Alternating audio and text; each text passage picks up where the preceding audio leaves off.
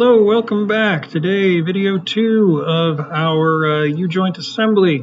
Today's going to be part 2, this inner ring here. So we're going to open ourselves up a SOLIDWORKS document, and we're going to open up a sketch. Just going to slap that sketch on the front plane. To do this, I'm just going to use my center rectangle.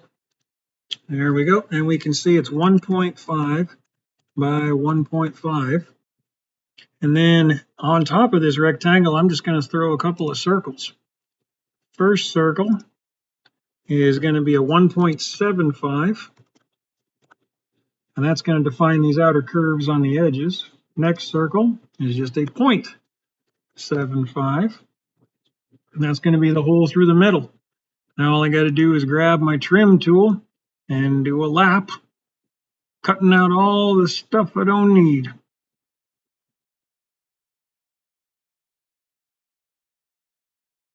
There we go. And there's my outline.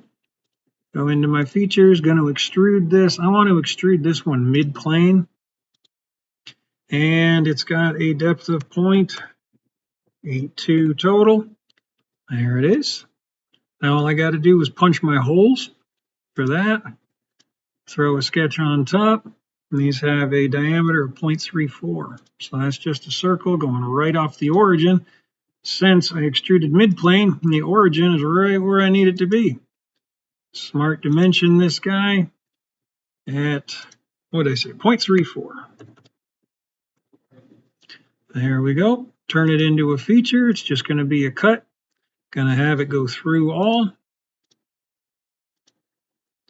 And going to do the exact same thing on the side.